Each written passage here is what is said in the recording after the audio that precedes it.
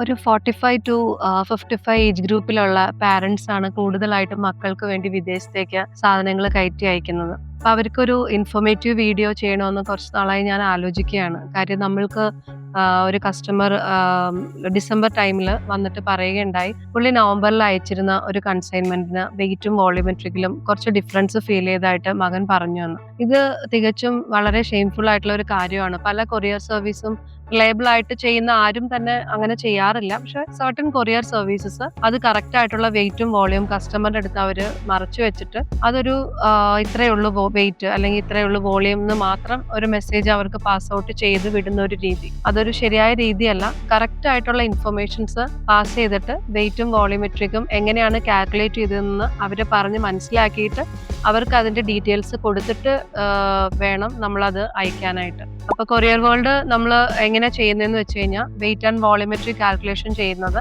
Actual weight നമ്മൾ consider ചെയ്യും. Volumetric calculation നമ്മൾ കൺസിഡർ ചെയ്യുന്നത് length into breadth into height divide by 5000. അങ്ങനെയാണ് നമ്മൾ ചെയ്ത് അയക്കുന്നത്. അപ്പോൾ അതിൽ ഏതാണ് ഹയർ വരുന്നത് അതാണ് നമ്മൾ റേറ്റ് കാൽക്കുലേഷന് കൺസിഡർ ചെയ്യുന്നത്.